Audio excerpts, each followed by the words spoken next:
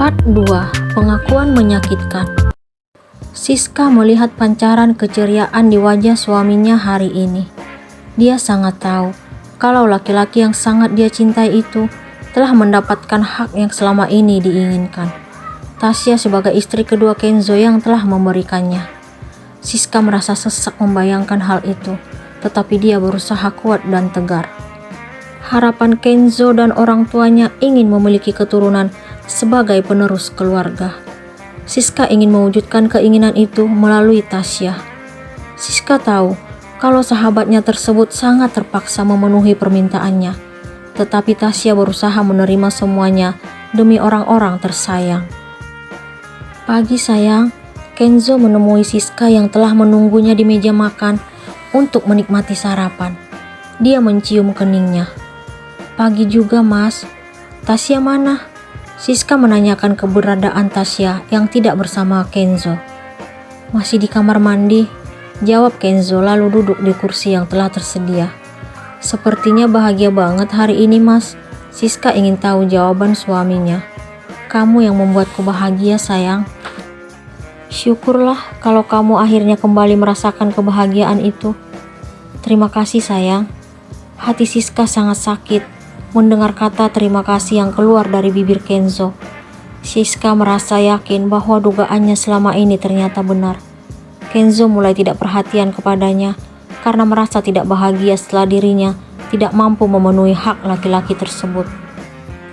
Sekarang Siska kembali bingung. Dia tidak pernah mengatakan kepada Kenzo kalau pernikahan dengan Tasya hanya sementara. Setelah sahabatnya itu melahirkan anak untuk keluarga kecil mereka, Siska akan meminta Tasya menjauh dari dirinya dan Kenzo. Oh ya sayang, aku minta maaf. Kenzo kembali membuka suara. Minta maaf untuk apa mas? Jangan salahkan aku jika akhirnya mengagumi Tasya. Dia telah menyerahkan sesuatu yang sangat berharga untukku. Hati Siska terasa perih mendengar pengakuan suaminya. Apa kamu ingin mengungkit masa laluku mas? Tanya Siska kepada laki-laki itu. Jangan salah paham sayang, aku ikhlas menerima kamu dulu karena aku mencintaimu. Kenzo meraih tangan Siska. Udahlah mas, sekarang aja kamu udah berani membandingkan aku dan Tasya. Bagaimana nanti? Apa kamu akan mencampakkan aku? Siska sedih karena merasa dibanding-bandingkan dengan Tasya. Itu gak mungkin, kamu istriku. Lupakan masalah ini, sekarang kamu sarapan. Siska makin ragu dengan hati suaminya saat ini. Sementara itu, Tasya masih bertahan di kamar mandi. Dia meratapi apa yang telah terjadi kepadanya. Wanita itu belum mampu menepiskan bayangan penyerahan diri kepada laki-laki yang tidak pernah dia cintai, yang juga merupakan suami sahabatnya sendiri. Tasya merasa semua ini masih seperti mimpi yang datang menghantui. Dalam hitungan menit saja, sesuatu yang paling berharga dalam hidupnya telah jatuh ke tangan orang yang tidak diharapkan sama sekali. Tasya melakukan semua itu demi keluarga juga membantu sahabatnya. Siska bukan hanya sekadar sahabat untuk Tasya, tetapi sudah seperti saudari sendiri. Siska banyak membantu kesulitan keluarga Tasya sejak dulu, mulai dari mendiang ibunya yang sakit-sakitan. Jika tidak mengingat pengorbanan Siska, Tasya dengan yakin akan menolak menikah dengan Kenzo. Sayang, kamu masih di dalam? Tiba-tiba Tasya mendengar seseorang mengetuk pintu kamar mandi dan memanggil dirinya dengan sebutan sayang. Tasya akhirnya tahu siapa pemilik suara tersebut. Ternyata Kenzo. Dia tidak ingin memberikan jawaban kepada laki-laki itu. Tasya tetap diam dan masih larut dalam kesedihan. Dia benci mendengar suara yang memanggilnya. Kalau tetap gak ada jawaban, aku dobrak pintunya nih. Tasya akhirnya memberikan jawaban. Sabar mas, kenapa mandinya lama banget? Tanya Kenzo. Tasya malas memberikan jawaban. Dia memilih memakai handuk lalu keluar dari kamar mandi.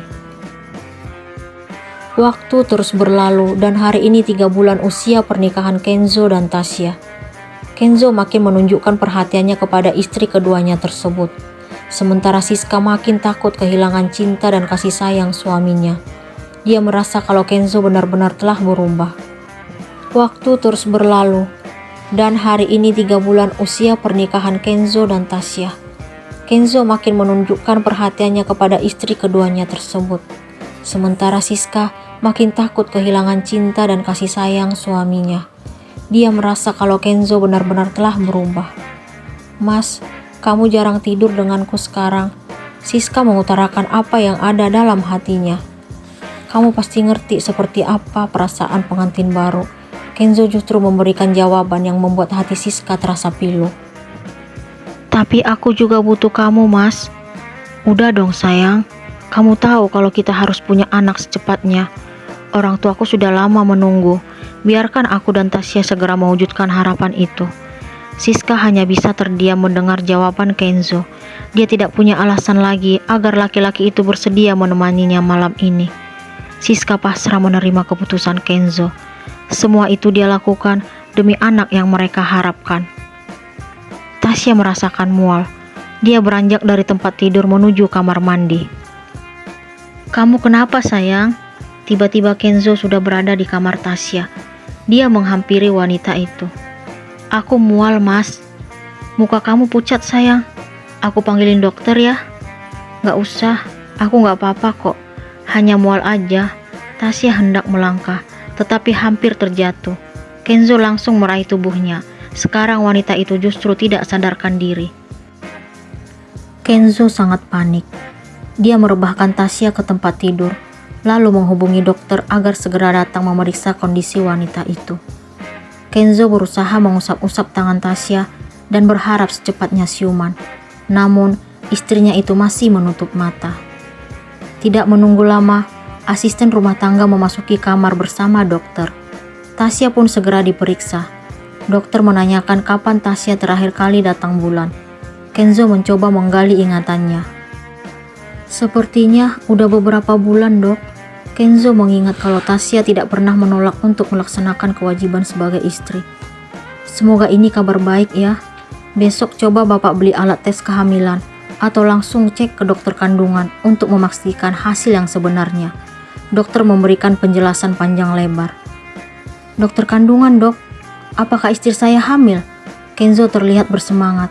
"Kemungkinan besar, Pak." Setelah dokter menjelaskan apa yang perlu dilakukan, Biina pun keluar dari kamar bersama dokter tersebut.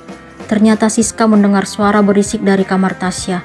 Karena memang bersebelahan, dia pun mencoba mencari tahu.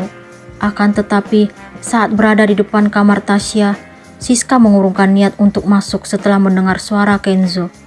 "Bangun sayang, kamu tahu kalau kamu segalanya untukku.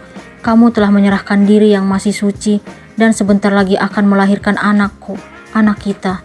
Tetaplah selalu di sisiku, menjadi istri yang tetap menerima suami yang mungkin tidak kamu cintai. Tapi kamu harus tahu kalau aku sudah 2 bulan ini mencintaimu." Air mata Siska menganak sungai dan sulit untuk dibendung setelah mendengar pengakuan Kenzo. Apa yang selama ini dia takutkan akhirnya telah terjadi. Suami yang dia cintai kini mencintai wanita lain yang juga merupakan sahabatnya. Akan tetapi, Siska berjanji pada diri sendiri akan tetap mempertahankan hubungannya bersama Kenzo. Dia yakin setelah Tasya melahirkan, dia akan memaksa Tasya agar tidak berhubungan lagi dengan Kenzo. Siska akhirnya meninggalkan tempat itu, lalu kembali memasuki kamarnya. Wanita itu masih tidak percaya mengetahui Kenzo mengatakan Tasya segalanya untuknya. Siska merasa hidupnya kini benar-benar hancur. Apakah keinginan Siska akan terwujud?